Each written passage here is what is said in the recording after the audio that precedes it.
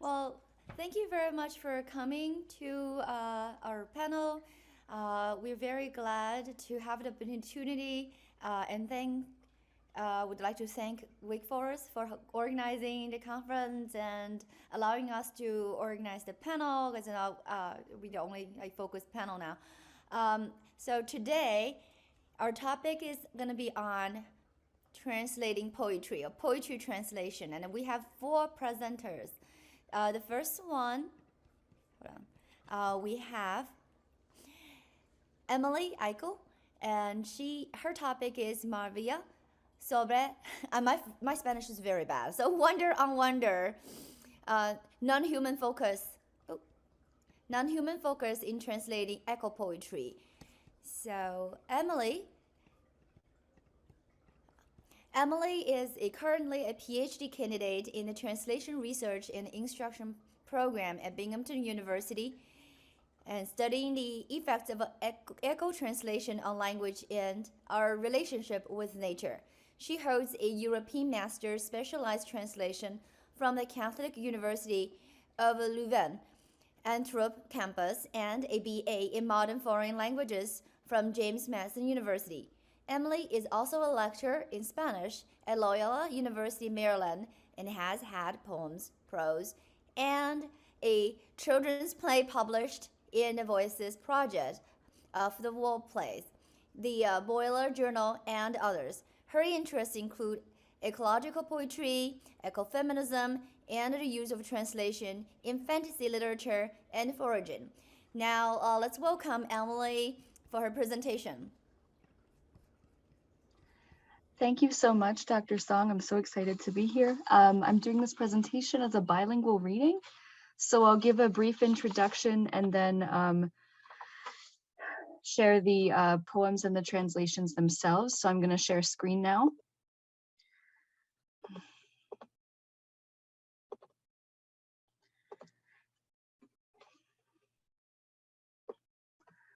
Okay, can everybody see my PowerPoint? Great. Okay. In his essay, The Transparency of a Faithful Existence, poet Forrest Gander reminds us that language has the remarkable ability to bring us together, filling us with recognitions.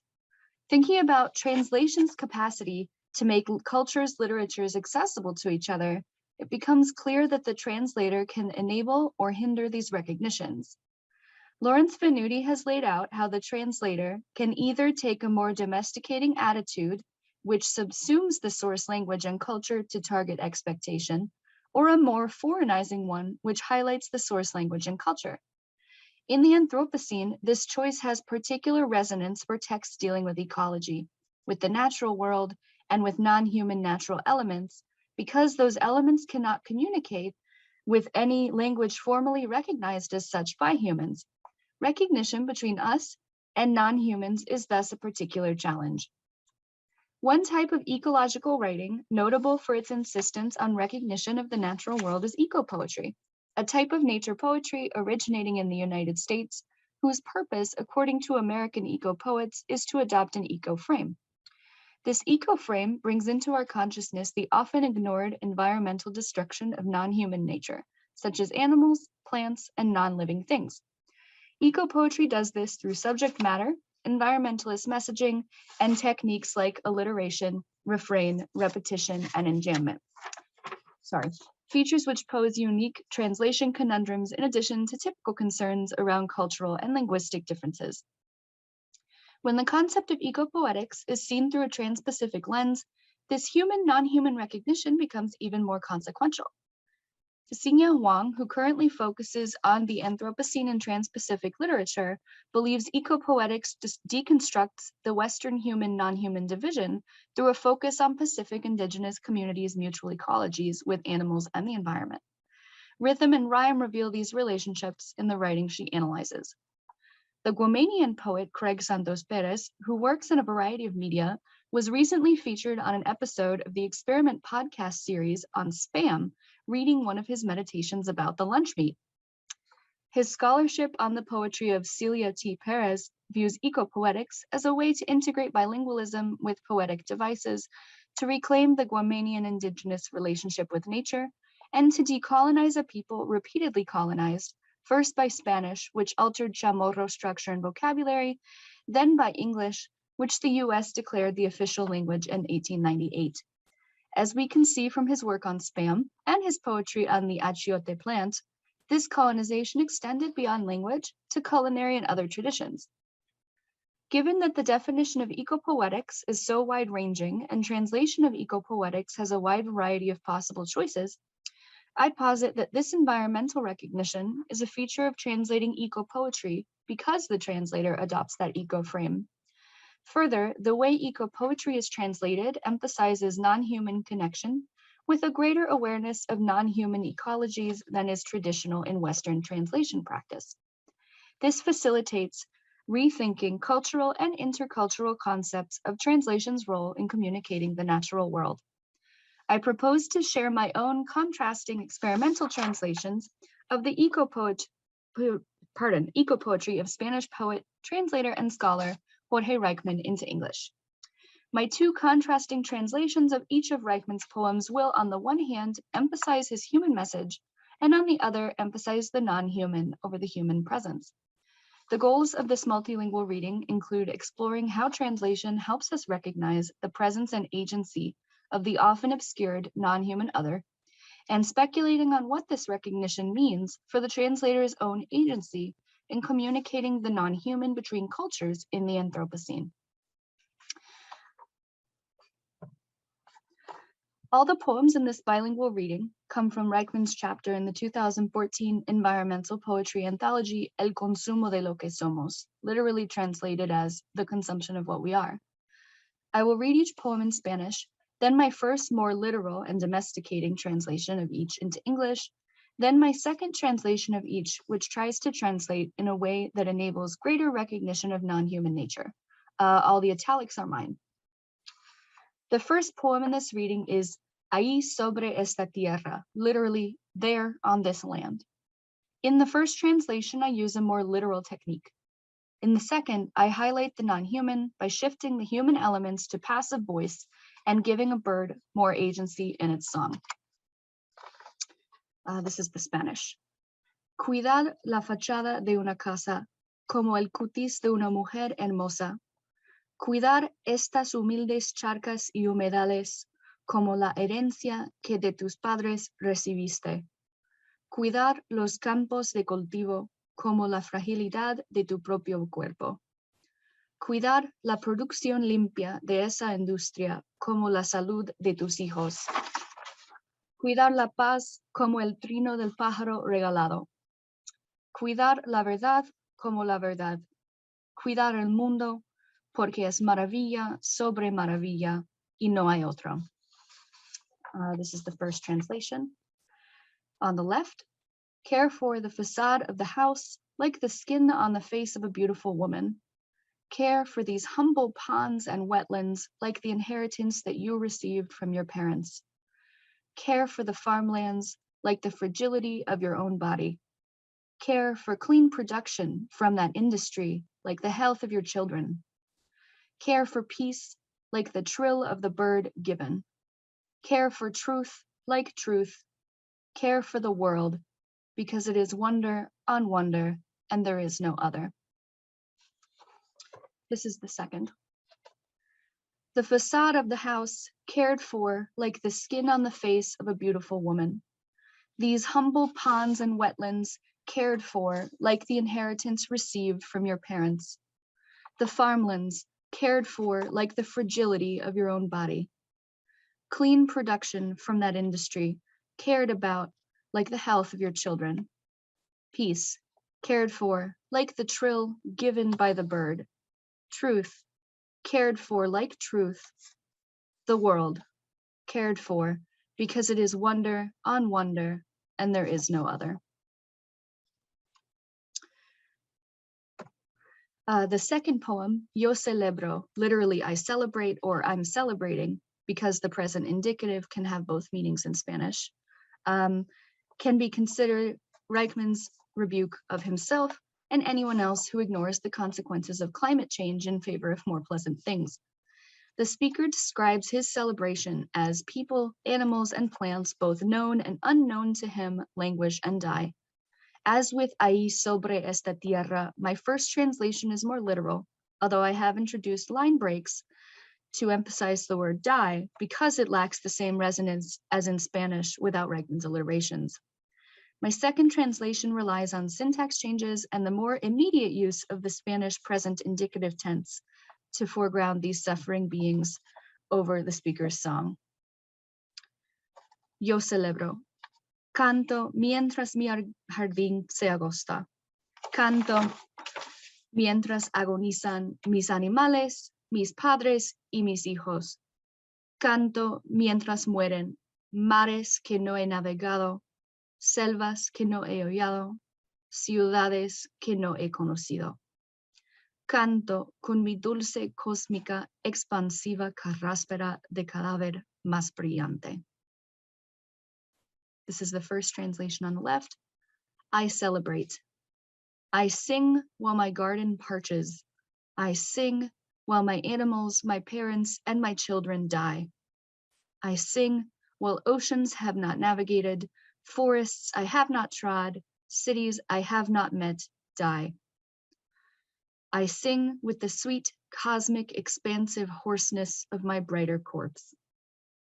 And this is the second on the right. I am celebrating. While my garden is parching, I am singing. While my animals, my parents, and my children are dying, I am singing. While oceans I have not navigated, forests I have not trod, cities I have not met are dying, I am singing. I am singing with the sweet, cosmic, expansive hoarseness of my most brilliant corpse.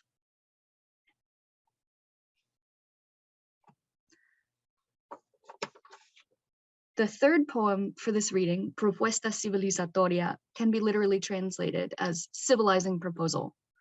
Reichman makes the eponymous proposal that we should consider how stereotypical prehistoric gender roles have damaged human relationships into the present, and that an invocation of nature jumpstarts this reconsideration. In this case, the invocation is a prayer to birds who are spiritual forces and turn back time. As with the two previous poems, my first translation is more literal. My second foregrounds the non-human elements and human relationship with them through assonance, consonance, and syntax changes. For the sake of time, I'm reading the excerpt of the poem dealing with this proposal and the corresponding excerpts of both of my translations. Propuesta civilizatoria. Él sale a cazar. Ella se queda charlando y cuidando el fuego. Desde este instante primordial, parecería que los papeles del drama quedan repartidos para toda la eternidad. Por eso, detengámonos, elevemos una plegaria muda a los pájaros rojinegros de ojos siempre abiertos que conocen los engranajes de la leyenda y ahora están haciendo moverse el sol. Apoyemos ambas manos sobre el fulgo del mediodía.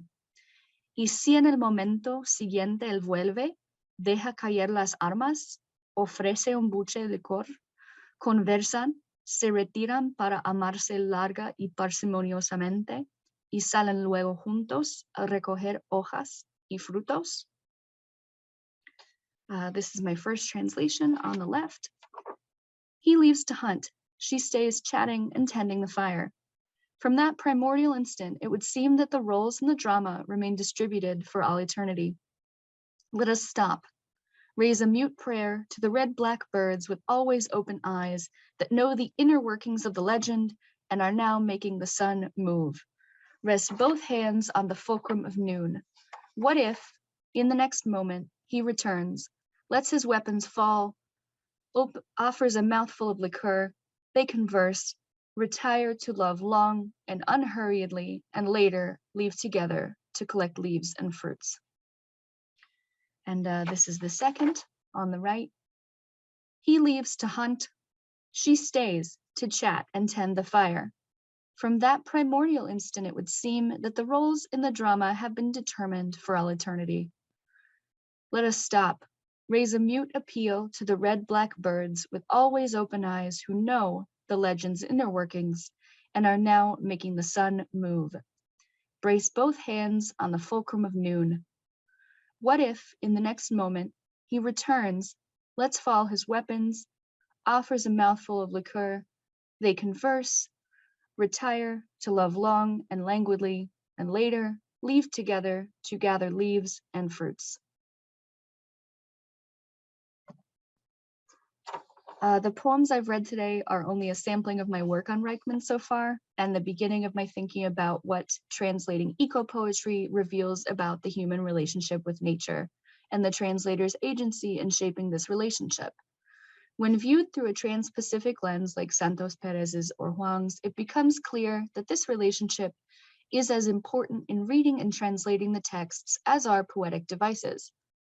With this reading, I've tried to show how these relationships can be foregrounded in eco-poetry, and in doing so, help us consider our engagement with and awareness of nature. Thank you very much. Oh, thank you, Emily. So we have 4 presenters today, and we will have time to discuss and allow the audience to ask questions. So we'll continue on to the second presenter. Come back to Emily. The second presentation comes from Fan, and she's gonna talk about the ethical aspects of translator and translation, taking Renwei Ali's translation of Chinese poetry as an example. Fan is a PhD student in translation research and instruction program TRIP at Binghamton University. In her research interest lies in the literary translation of classical Chinese poetry. Now let's welcome Fan. Thank you, Professor Song. Thank you everyone for attending this conference. And today my presentation, I should say it's a small case study that is related to the topic of ethical aspects of the translator and the translation. We're going to take Renwei Ali's translation of Chinese poetry as an example. And now I'm sharing my screen with you.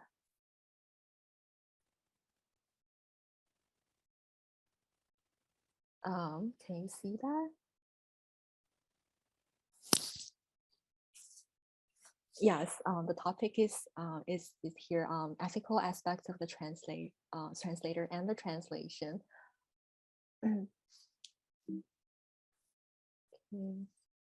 Well, translation as a well-established profession and activity has its specific code of ethics, and translation ethics in a strict way have been defined as the practice to keep the meaning of source text undistorted, quoted from Robinson.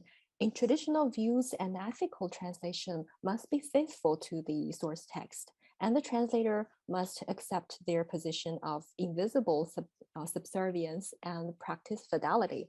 For example, the American Translators Association adopts codes of professional conduct, letting translators stating, "I will endeavor to translate or interpret the original message faithfully," quoted from AT website, with similar codes of ethics reiterated on many other translation organizations around the world today, quoted from Van Wyk. Yet the translator's task often goes beyond the traditional mode of transmission, and the above notion of translation ethics is too restricted, as the translator in specific cases is expressly required to distort the meaning of the source text to live up the audience's expectations, such as adapting the target text for children's story, television, advertising campaign, etc., quoted from Robinson and Eichels. Well, this paper takes an example of Renwei Ali's translation of classical Chinese poetry as a starting point to discuss about ethics aspects of the translator and the translation. We will discuss about why and in what way a translator goes beyond the transmission to cultural mediation in translating, the potential and the limitation for his or her deeds, as well as the standard to confine the intervention into specific limits.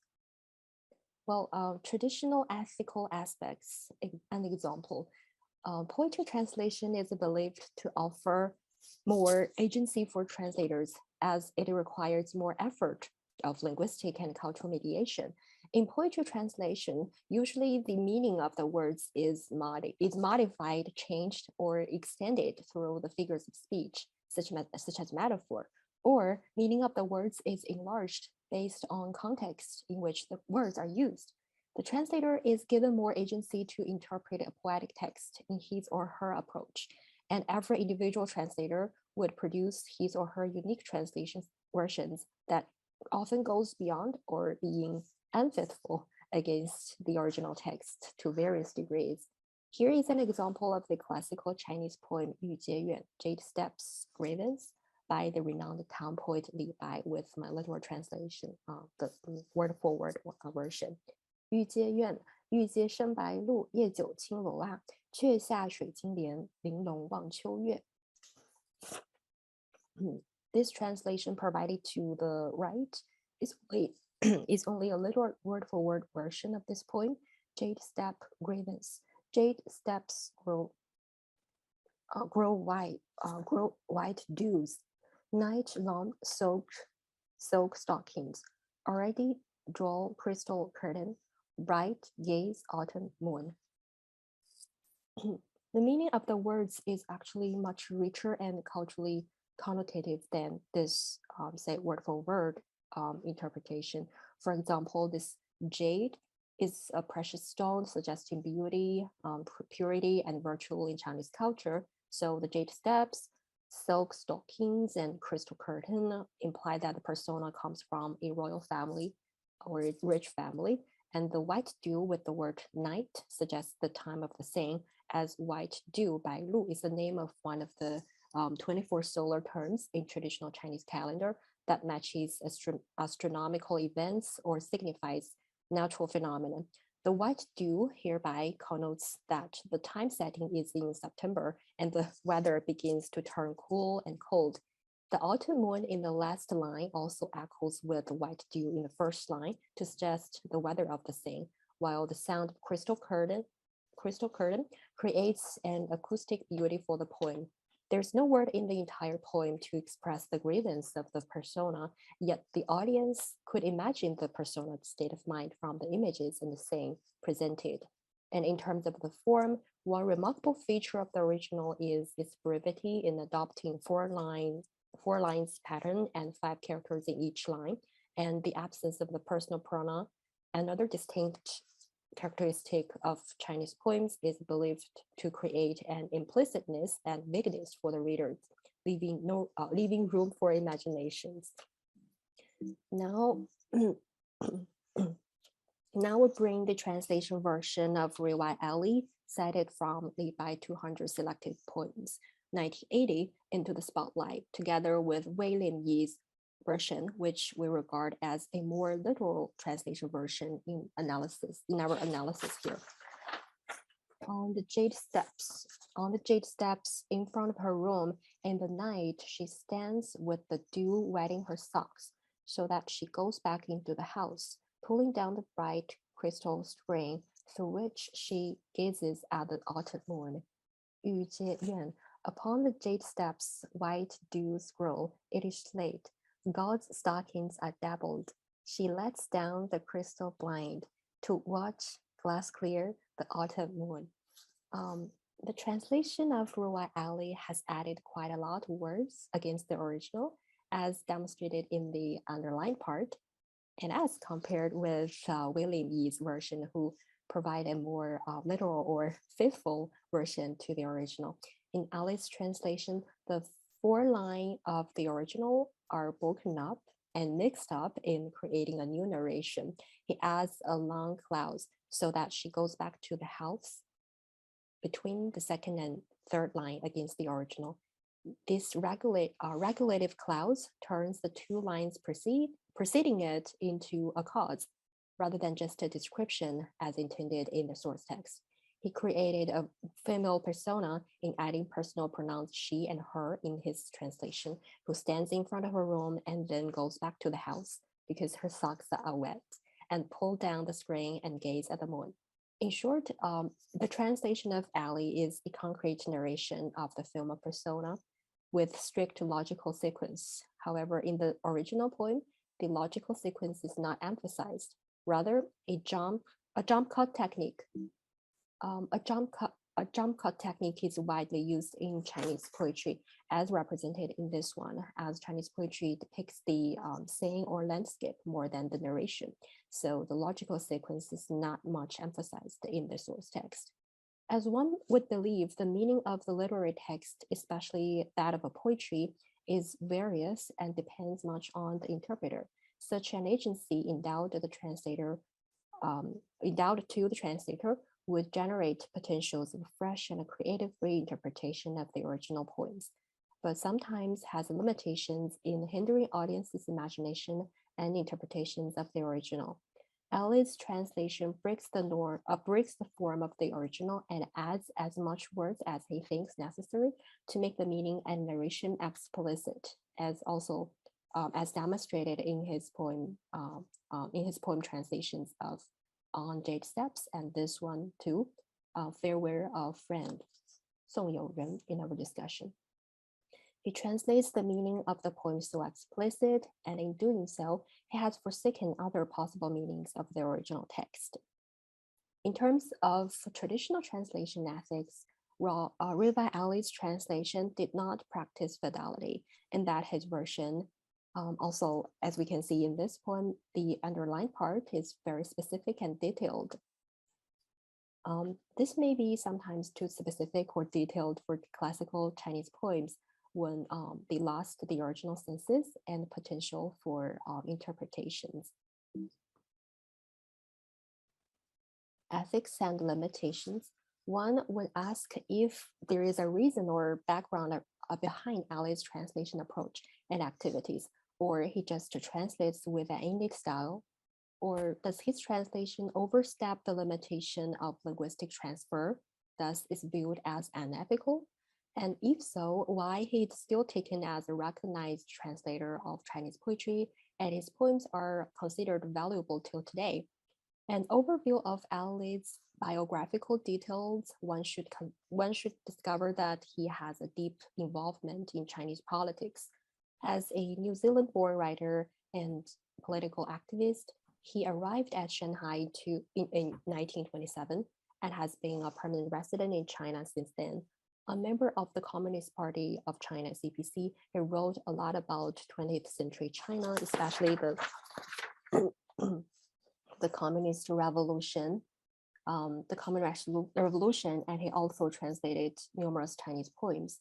Some of his translation anthologies, such as The People Speak Out, The People Sing, Poems of Revolt, were done during the early years of the People's Republic of China, and the source text materials are poems written by communist poets for the Communist Party.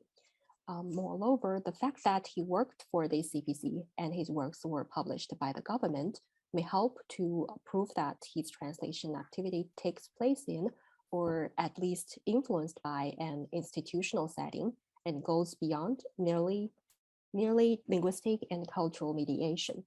The Western governments were highly critical of the idea of communism back then and feared that China and the Soviet Union would spread the communist ideas to Asian countries. Therefore, after the CPC took over the mainland China, one of its important tasks was to reconcile with the Western powers. Beside the political tactics, cultural contact was also used as a weapon to further their cause. One would deem that Elliott, as employed by the government, was used by the communists to further their cultural cause in the Western world, besides the political tactics. Maybe this explains why Elliott adds in detail to make the meaning of the poems so clear, because the aim of his translation is to introduce Chinese poetry to Western readers who do not have any knowledge of the culture. The translator, in this case, as a mediator, has to make everything clear and simple, and often more idiomatic for Western way of thinking, for the reader to better facilitate cultural exchanges. Of course, another reason is that through his long years of living in China, he considers himself as a qualified speaker of Chinese culture. As mentioned in the preface of his works, he was occupied by the lives of the poets and even visited most places, the historical poets lived before. Thus, he believes that he can merge himself into the mind of the poet Levi and can show readers the real meaning of the original poem by translating every detail clear. I argue that his mediation bears not only ideological and institutional concerns, but also personal and cultural factors. In approaching a literary translation from an ethical perspective, Lawrence Venuti believes that, quote, whether a close rendering or a version that makes use of adaptation, the question should never be whether it successfully captures the feature of the source text or whether it contributes to a comprehensive understanding of the source literature. This indicates that one needs to consider beyond the source text situation in order to approach the translation from an ethical perspective. The translator then breaks the taboos associated with translators and take on a certain authorial role, gaining his or her visibility. But is there a limitation to such a visibility of translator as mediators? In general, we believe that visibility does not mean translators can disregard conventions and do whatever they want. They must still take law, rules, and much else as possible into account, for these act as the guardrails of responsibility. I would argue that the limitation goes side by side with the visibility, and the translator should at first acknowledge his or her visibility in the translating activity. Such an acknowledgement is believed as the prerequisite for being aware of the very limitations brought by the visibility. By acknowledging their visibility, translators can become more responsible and realistic when reflecting on the relationship between the source and target cultures and examine the role their work plays in the cultural mediation. The question here is whether Ellie acknowledges his visibility in translation activities, as well as knows the affiliated responsibility that comes along. This acknowledgement of the visibility brings the sense of limitation, which determines whether he would adopt an ethical action that is neither arbitrary nor subversive, but rather one that takes responsibility for bringing a source text into a different situation in recognizing that its very foreignness demands cultural innovation. Another question surrounding ethics would be on how far a translator could go beyond the limit and to what standard could one confine the intervention of the translator to specific limits. In light of the specific historical situation Ellen lived in and the purpose of his translation activity, the impact of his translation work as a mediation with ideological concern might seem far-reaching. Ellen's translation of Levi's poems has some unique features that, to some extent, challenge the conventional styles, genres, and discourses. His logical and concrete narration might be well received in the Western public or academic circle, and his creative approach may arouse later studies in fields of poetics and translation like this paper, or studies in ideology, politics, or history.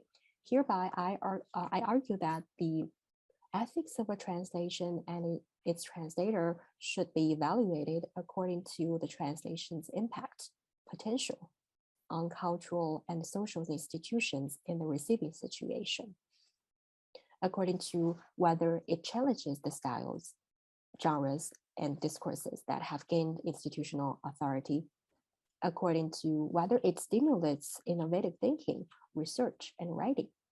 The above points are proposed to provide standards that could possibly help regulate a translator's mediation, prevent it from overstepping the specific limits.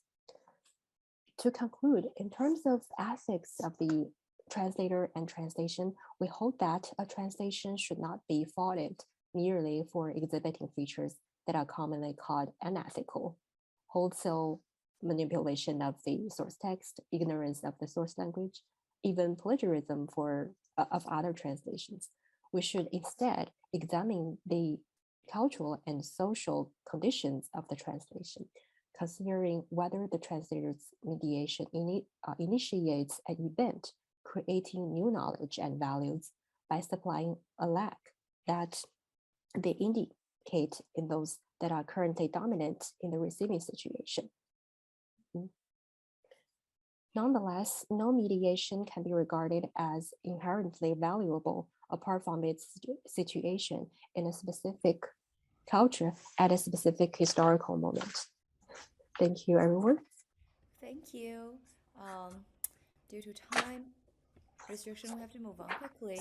So the third presenter is Yichen Zhang. Her topic of presentation is interpreting and translating 3 poems about crabs in a dream of red mansions from different phrases in artistic process. Yichen Zhang is currently a third-year PhD student in TREP, Translation Research and Instruction Program at Binghamton University. And her major focus of her current research is the French and English translation and criticism of Chinese pre-modern poetry and novels. Her PhD dissertation will be a study of poetry translation, formation process in the French translation of A Dream of Red Mansions based on the analysis of the translator's manuscripts. So let's welcome Yichen. Thank you, Professor Song. So let me share my screen with you guys.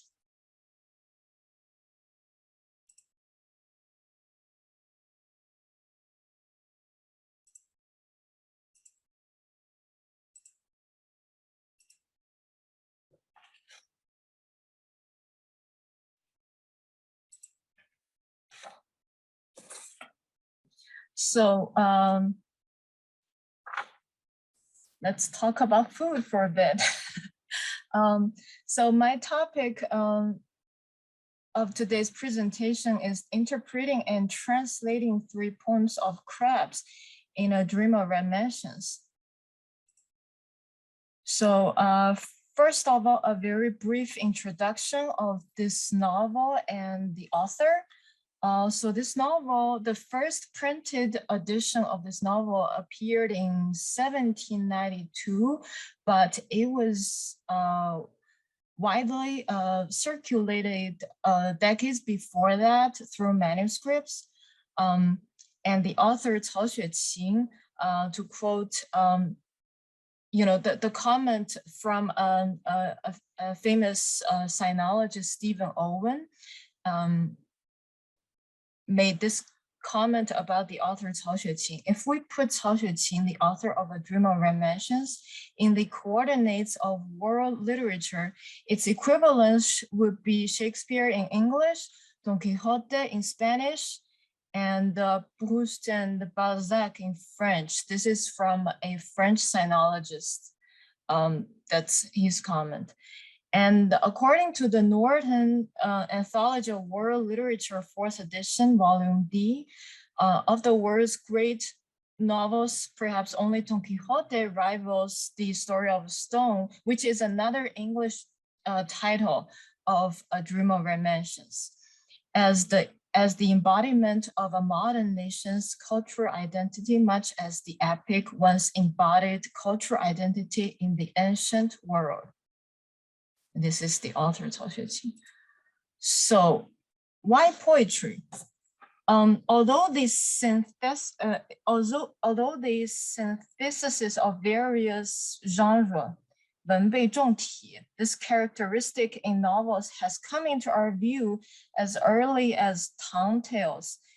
But in most scenarios, the various poetic genres solely serve as a tool to set the mood, air quote, or render the atmosphere, air quote, in order for the plot to flow smoothly. It's a bit like padding in the novel. So the poetry in A Dream of Red Mansions plays an important and indispensable role in the establishment of the narrative construct, the creation of characters, as well as the interpretation of the overarching theme of the novel. So there are three traits, three characteristics that makes the poems in A Dream of Red Mansions stand out among the poems in other parallel novels.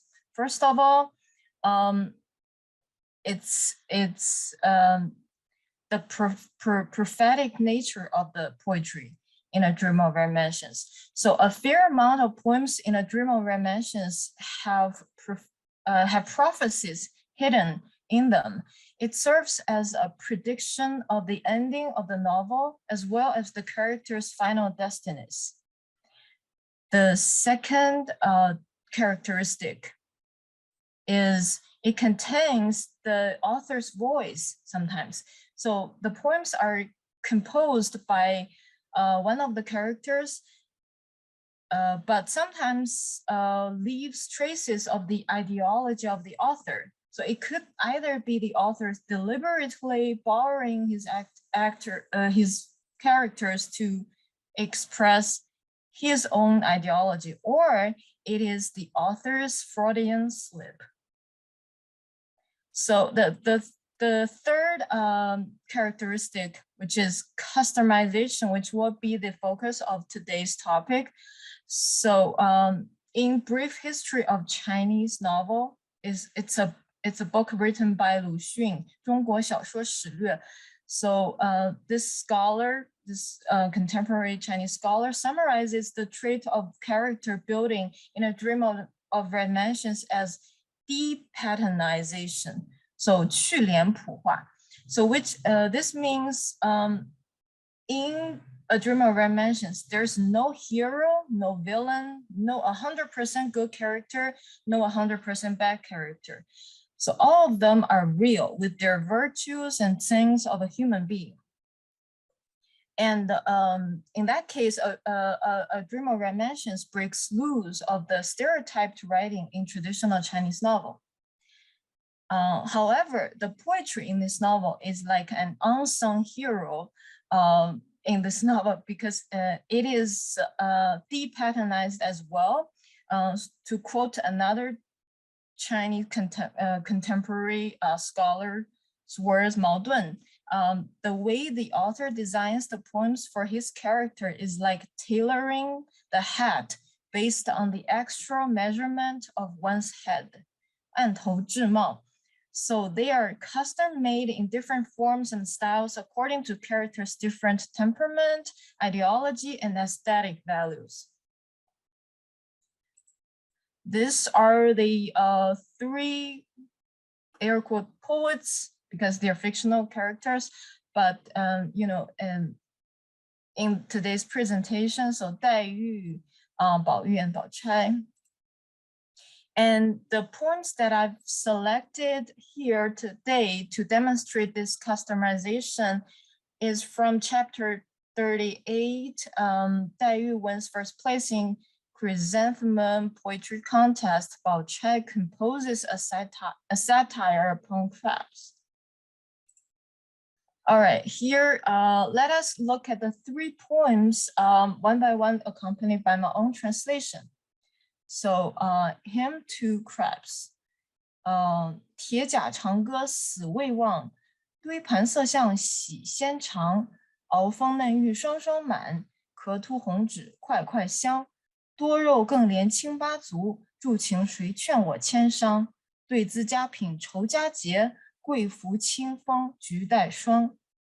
With iron armor and long spears, they meet their final fate. Served temptingly on a plate, they invite you for a joyful treat. Claw by claw, buttery white jade, packed with tenderness, shell by shell, dripping red lipped, exuding fragrance. How lovely are you, my sweetheart, with 8 succulent legs, who'd with me drink 1,000 cups to rejoice the feast. Let us toast this delicacy at this merry festival, with frosting atop chrysanthemum and osmanthus permeated breeze. This is 黛玉's poem. So a little like we dig a little deeper here. So the allusions and techniques she used in this poem. First of all, she starts her poem with a metaphor. The crab's shell and claws becomes his armor and spear. And this also indicates a literary allusion. So in this book, Record of a Wanderer, there is this description of crabs. His inside is mellow, therefore he comprehends the reasons. His outside is armed to teeth, therefore he can fight. This one has the potential to be as good a general as a good minister. So apparently it is a very positive metaphor of crabs. Also, the second couplet of Dai Yu's poem uses reduplicated characters, 双双快快. So here I emphasize this by translating to claw by claw, shell by shell. And then the second couplet is also an antithesis. So white jade versus the red lipid. And here she actually uses technique of synesthesia. So, so she combines the color, the shape, and the aroma and the texture of the crabs together.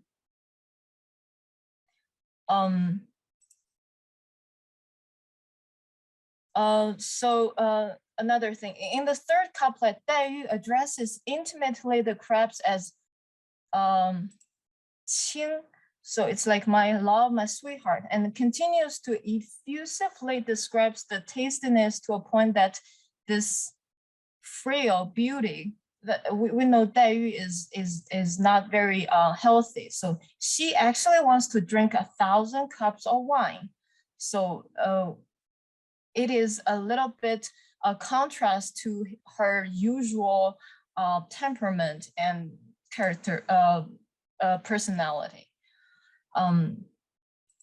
Also, okay, so the next poem is by Bao Yu. So 吃熬, let me read this in Chinese at first. 吃熬更喜桂阴凉，颇促雷江性欲狂。饕餮王孙应有酒，横行公子竟无常。其间积冷禅忘记，纸上沾星喜上香。原为世人美口腹，颇先曾笑一生忙。What a delight holding a crab claw in the cool shade of osmanthus. What a joy splashing vinegar and smashing garlic to make a dipping sauce. A true gourmand shall always be in the company of wine, but this jaywalking prince never finds himself a heart. Giving into gluttony, one forgets its cold nature could be hard to digest. Even after a thorough rinse, the aroma lingers on fingertips. Oh, crab, your mission is to please mortal man's palate. Immortal Dongpo, busy with eating for his entire life, would agree with me. So the illusions in this poem, first is this. So Bao Yu starts with like the similar positive tone like Dai Yu, but the subject in Dai Yu's poem is like the crab itself, but here in Bao Yu's poem, it's more like the crab eater. So namely Bao Yu himself. In order to vividly depict a person gorging the delicacy, the first couplet uses 3 verbs, hold, 吃, splash, 泼, and smash, 雷. So hold the crab claw is an illusion from this person Bizua says to others, I hold the crab claw in one hand and the wine cup in another while floating in a pond of wine. What more could I ask for life? And then the second couplet, the jaywalking prince has no heart implied another illusion. So the jaywalking prince is born with no heart.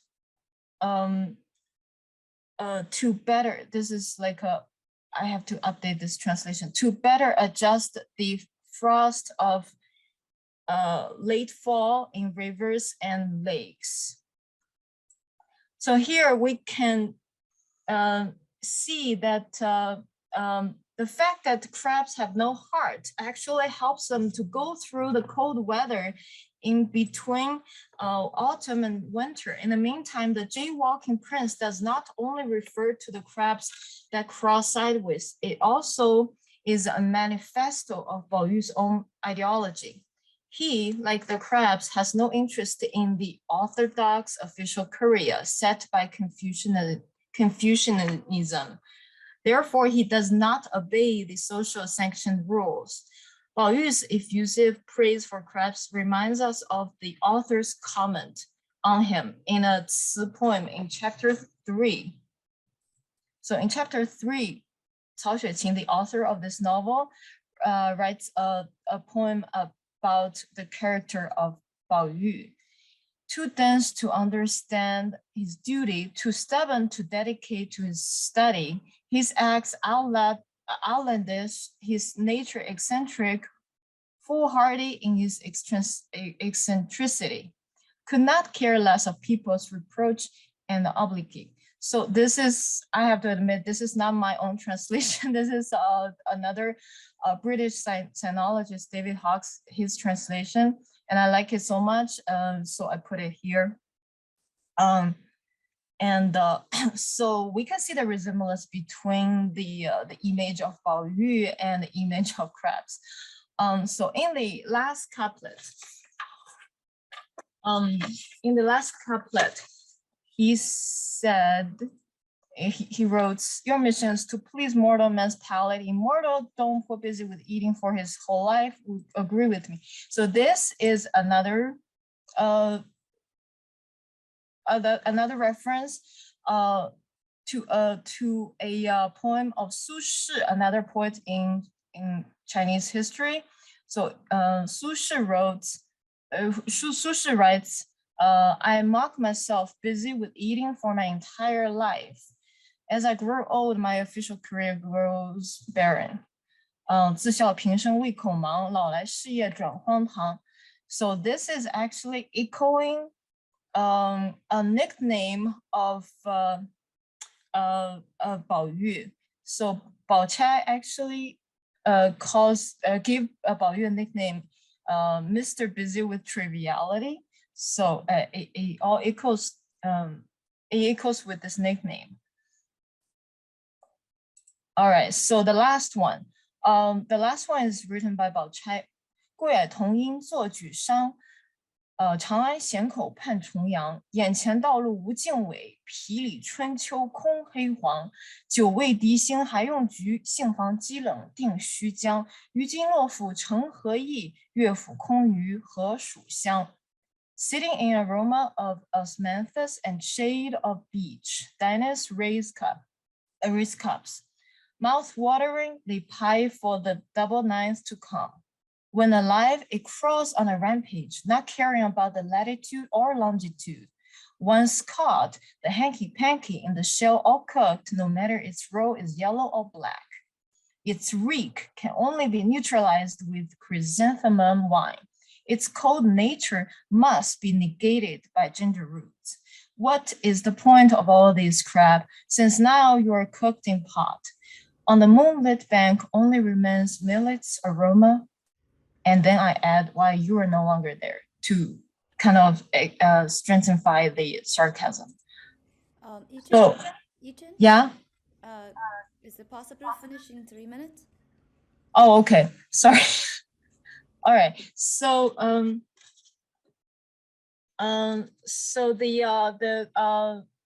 there's no illusion of Bao Chai's poem. So she uses so in her poem, aroma of the crabs in Dai Yu and Bao Yu's poem becomes reek, and cold nature, which can be forgotten, becomes in her poem is something that must be negated. So that's Bao Chai's attitude towards poems on objects is to attach a deeper allegorical meaning to a frivolous subject as eating crabs. Another example of her attitude towards poetry is her Willow Floss poem. Willow Floss happens at the end of spring, and it's rootless and floating in the air. So it's a symbol. It's a symbol of lost time and homesickness. That's the usual stereotype. But then in Bao Chai's poem, she wrote, "I shall draw support from the good wind, fly high upwards into the skies." The theoretical framework that I applied here is from a scholar James G.Y. Liu, and because of the limitation of time, I'm gonna go through this really quick. So he separated 4 elements in literature and formed a circle with these 4 elements. So universe, writer, work, reader. So the interaction between each two forms 4 phrases in artistic process. So 6 theories can be derived from the 4 phases. Metaphysical theory, determinist theory, expressive theory, and technical theory. A technical theory, aesthetic theory, pragmatic theory. So here I argue that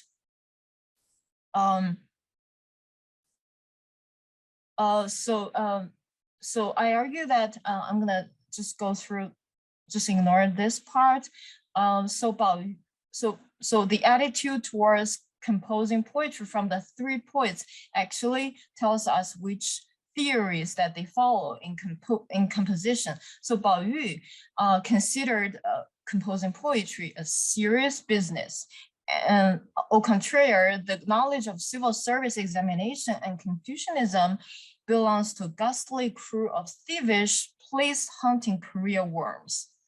And Bao Chai, in chapter 42, there is a dialogue between her and Dai Yu, and she actually gave Dai Yu a big speech on not to read poetry. So according to her, poetry is not girls' proper business, but she also states that poetry can exert powerful influence on one's mind. So the last but not least, Dai Yu's attitude towards poetry, towards composing poetry, is not explicitly in the novel, but we can see some indirect evidence in the novel. For example, her willingness to teach another maid, Xiang Ling, to compose poetry. She's very happy to teach another girl to compose poetry. And also she keeps writing poetry as a journal. So she writes poetry to vent her emotions in daily life. So I argue that Dai Yu's poetry composition belongs to 2nd and 3rd phases of the artistic process, which mainly manifested in this expressive theory, a spontaneous expression of universal human emotions. And Bao Chai is a textbook 4th phrase, which is a pragmatic theory, a means to achieve political, social, moral, and educational purpose. And Bao Yu is kind of like in between, I would say more towards Dai Yu, but he does have a non-action Taoism tendency in his poems. So I would argue that he has a hint of 4th phrase. So my conclusion is the indispensability of the poems in A Dream of Red Mansions should be acknowledged, and we should pay more attention to this in the translation, especially when the poem is intertwined with the non-verse content in the novel. It's sort of like aquatic plant in the water, right? You cannot take it out. The bad poems written deliberately bad requires equally deliberate bad translation. And when it comes to poetry in other literary genre, I think a new critic system targeting the poetry combined with other literary genre is needed. And also the last but not least, the categorization of the four phases in artistic process indicates a chronological order. So I think it will generate this misunderstanding that the second and third phrases, the poems in this earlier phrases are immature, only the fourth phrases is the destination. Maybe that's not the case. So the terminology of James G.Y. Liu's theory needs to be more like specified. Thank you. That's all. Thank you. Our fourth presenter isn't going to be here in person. She sent us a recording of her presentation. Huiting Chen is a doctoral student in comparative literature at the University of Granada, whose research lies focused mainly on literary translation between Chinese and Spanish in cross-cultural studies. Now we can play her presentation. Right.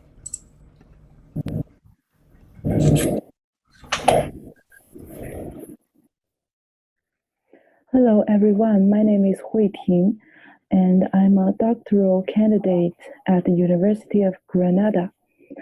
Today, the title of my presentation is Poetry Translator and Poet Who Translates, a study of two Chinese translators of Antonio Machado based on the stylistic marker theory. So first of all, I'd like to give a brief presentation of the stylistic marker theory. It was raised by the Chinese linguist Liu Miqing, and according to Liu, all the style of the literal works or poem can be identified through a series of linguistic markers. Liu divides the markers in two groups.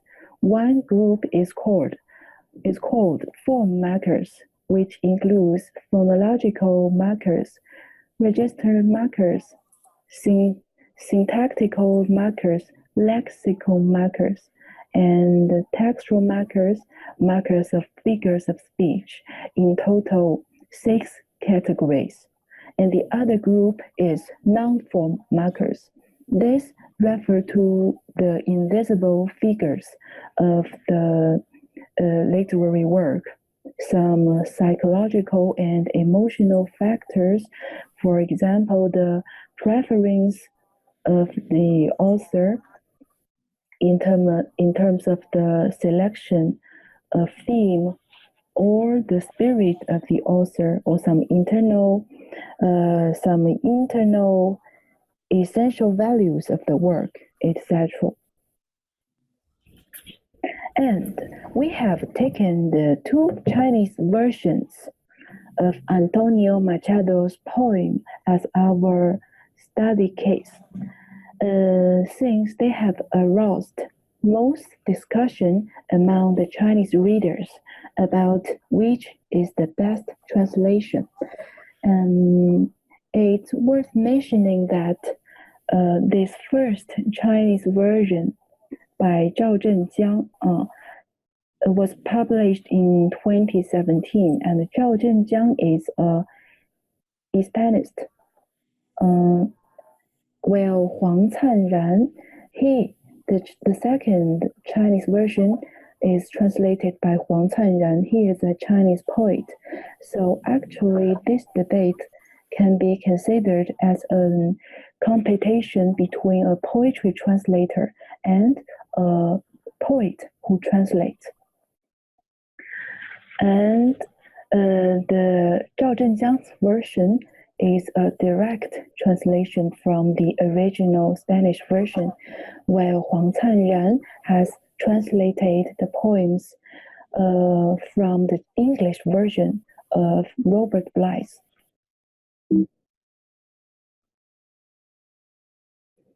And regarding the selection of the sample and the construction of the corpus, we have taken the 6 poems in common between the two Chinese versions, with a total of 122 verses as our studying sample.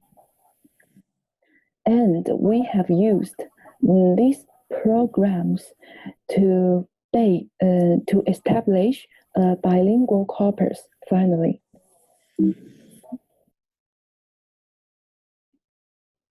In our study, we have chosen 4 form markers as our mainly studying aspects. They are firstly graphological markers from which we can observe the appearance or the poetic form of the poem. For example, the organization and the distribution of the verse lines, the length of each verse line, etc. Secondly, the phonetical markers, which can reflect the musicality of the poem. And thirdly, the lexical marker, from which we can study the level of content transformation of the translator.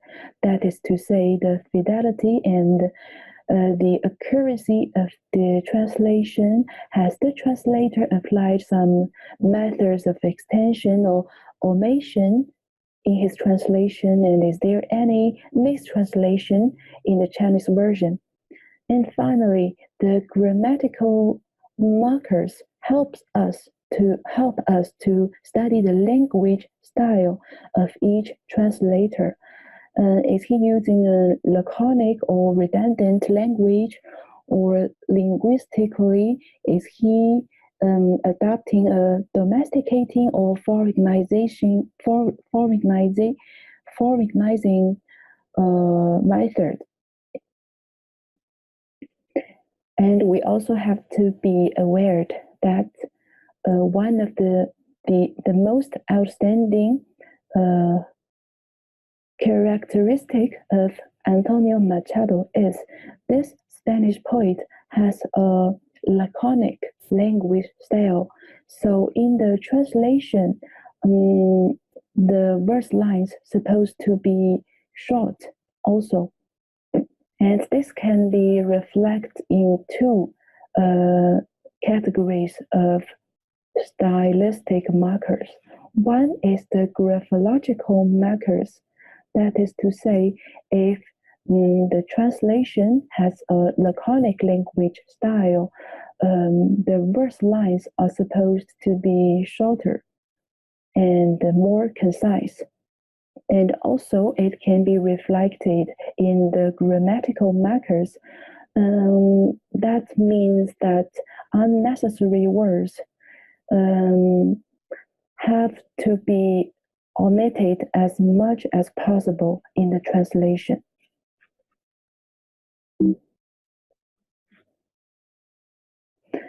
So as an example, we can see the graphological markers. Firstly, we see that both Chinese versions have the same verse line number. This means that all the information of the original Spanish version has been translated into the Chinese versions. And secondly, we can see that the medium verse length of Zhao Zhenjiang's version is more similar to the original version. And also, the standard deviation of verse length of Zhao Zhenjiang's version is also more close to Antonio Machado's original version. This means that in terms of appearance, the poetic form of the translation, Zhao Zhenjiang's version is more similar to the original.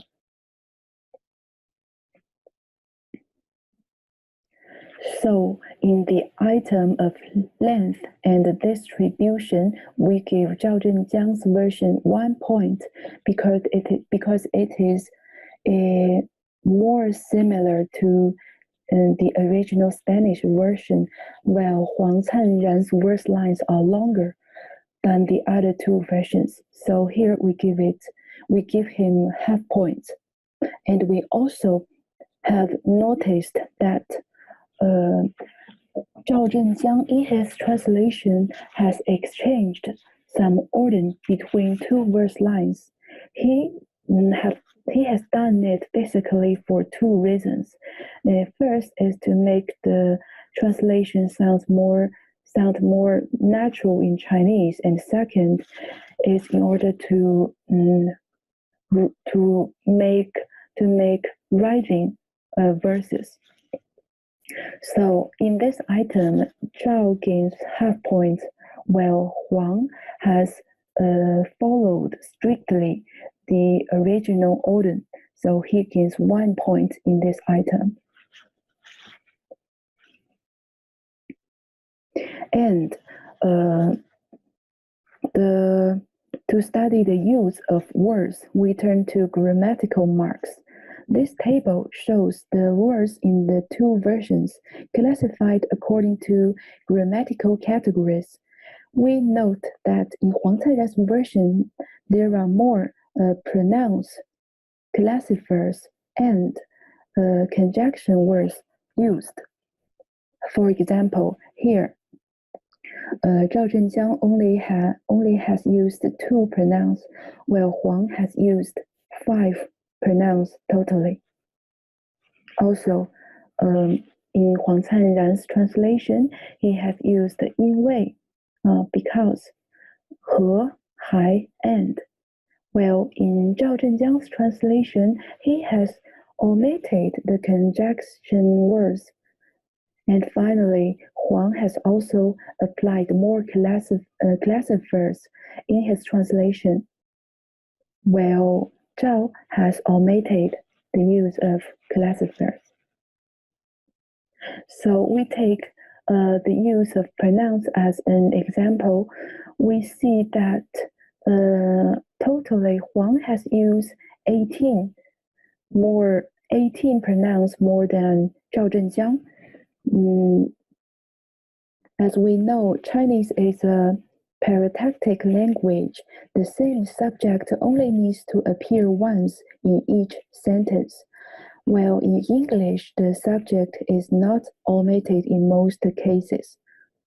And we return to our example, we see that Zhao has omitted the unnecessary words in his translation, adapting his translation to the Chinese speaking habit, while as the English version, Robert Belay has used 5 times the pronoun they.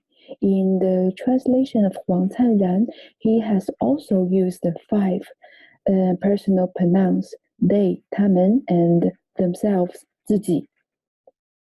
Therefore, we can say that Huang Canran's language tends to maintain the foreign language style and keep a certain distance from the Chinese, but at the same time, it loses the conciseness of the language. Therefore, in the item of laconic, we give Zhao 1 point, while Huang has no point in this item. And as we know, Zhao has applied a domesticating method. So in this item, he has gained no point, while Huang has followed strictly, has translated all the words that has appeared in the English version. So in this sense, he has applied a foreignizing method. So he gains 1 point. We have applied the same study process to the study of musicality and content transformation. And finally, we see that Zhao Zhenjiang's version is an approximation and recreation. That is to say, the poetry translator enters the role of the original author as if he were picking up his pen when translating. The stylistic feature of the Spanish poet, that is to say, the laconic language style is showed totally in Zhao Zhenjiang's version. And at the same time, Zhao Zhenjiang also maintained carefully a balance between the other elements that make up the poem. They are the appearance, the poetic form, the musicality, and the fidelity of the transmission of the content. Instead, Huang Canran's version is more of a translation and information, as if it were a prose, whose dominant element, that is to say, Huang, and his emphasis is in the content. He has maintained strictly the same order as the English version, and he has translated all the words which have appeared in the English version. So the emphasis of Huang Canran's version is on the content transmission. But he, as a sacrifice, he has loses to recreate in his translation the musicality and the laconic language style.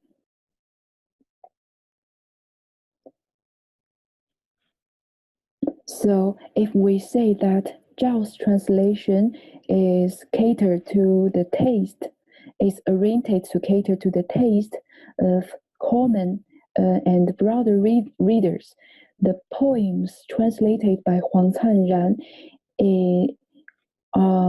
tend to direct it to the Chinese poets readers who are more interested in reading the raw material of foreign poems for inspiration.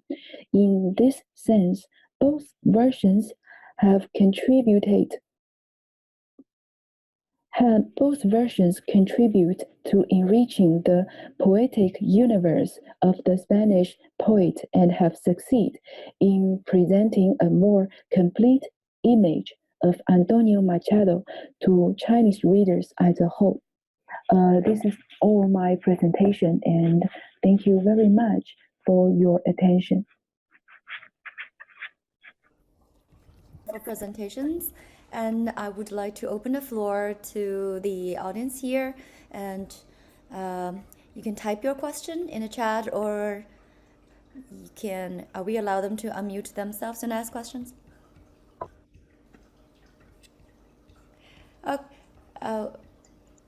Okay, so okay, yes. So Hui Ting, yes, Jingyan is posting Hui Ting's email address in the chat. She couldn't come here today, and so but she welcomes questions. You can reach to her, send her questions through her email. But the other three, Emily has left early for teaching duties. Then we have Yichen and Fan here to answer questions.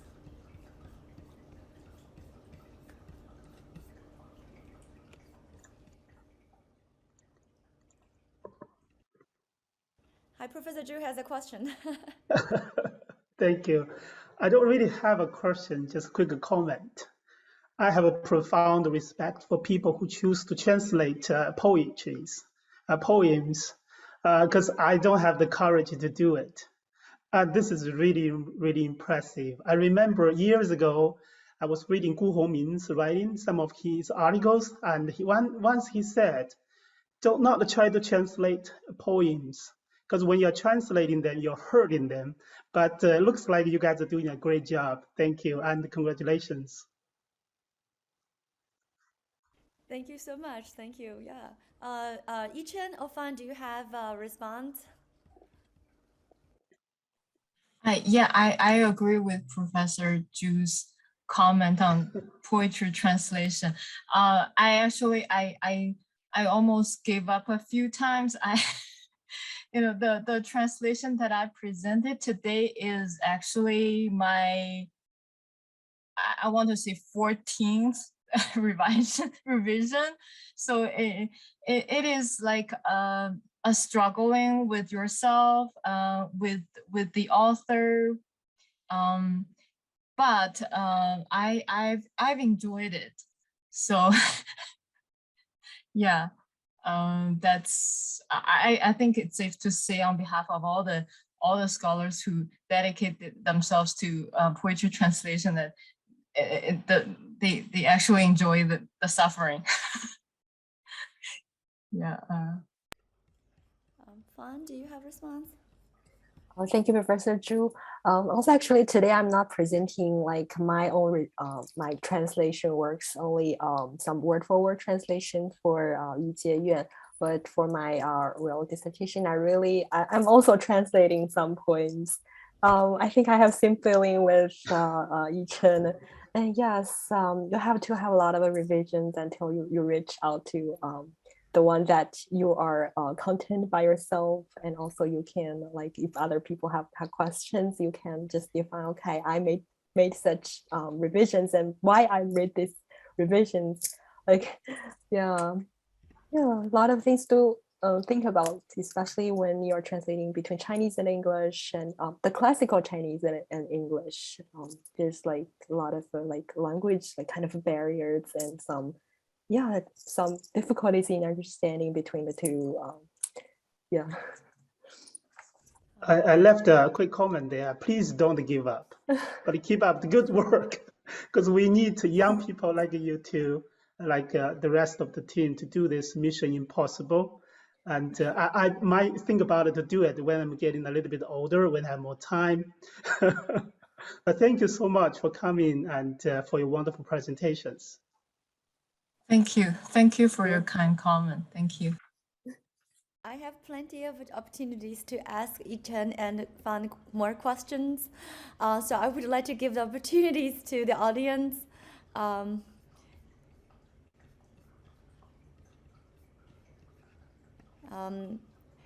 Okay, we have a question from Bushra Kala.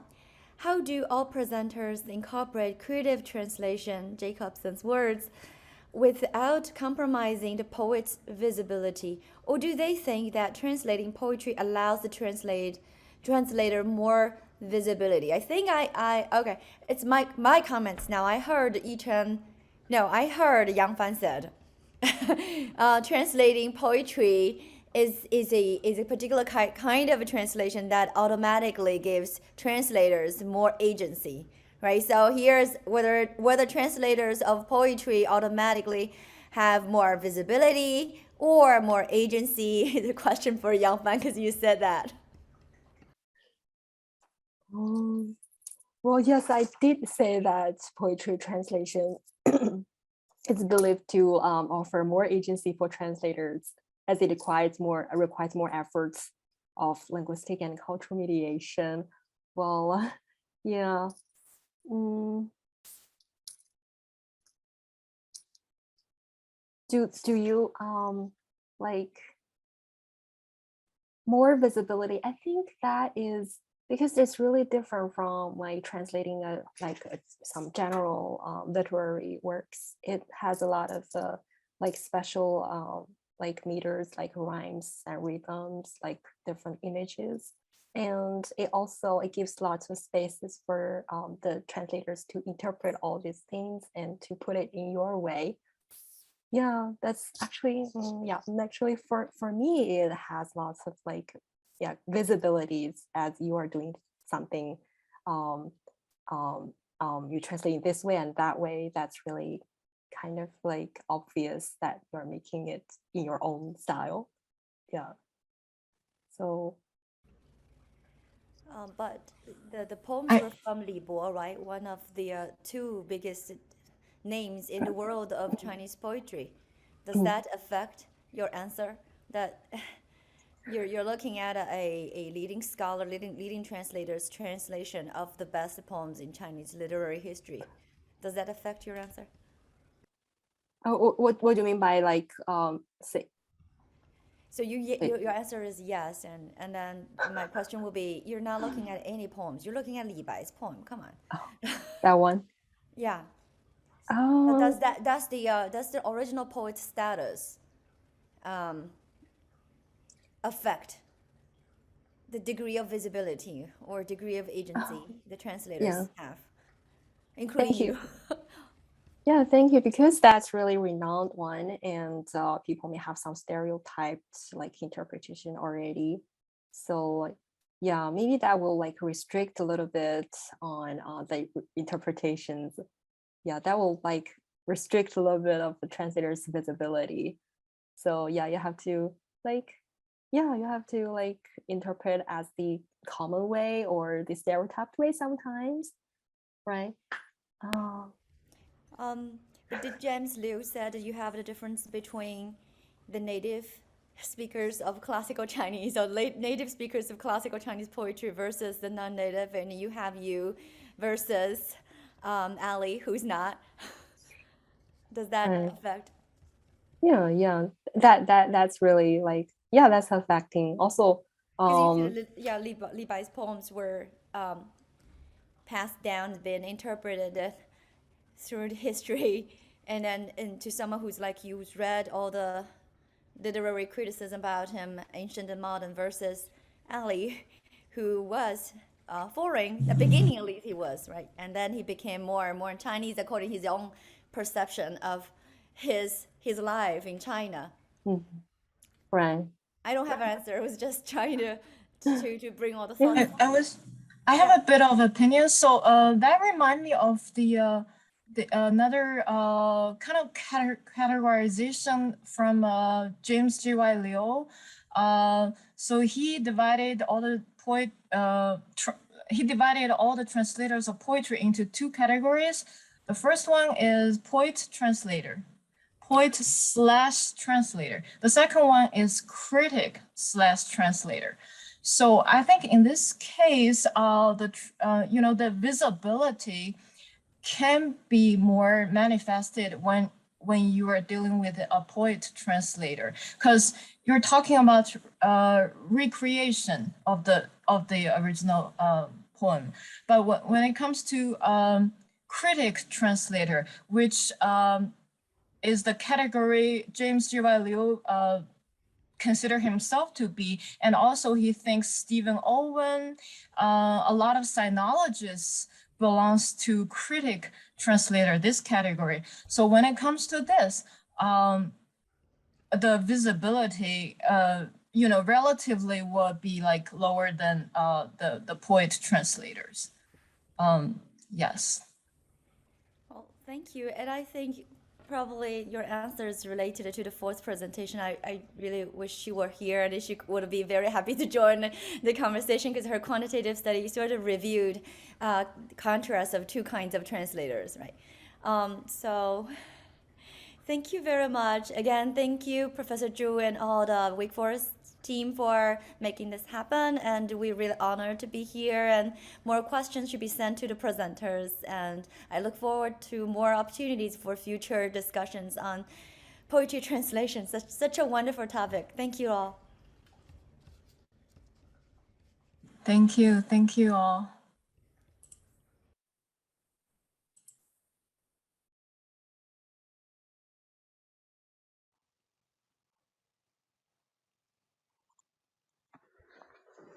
Yeah, I had to co-chair session 3. That's why I was late.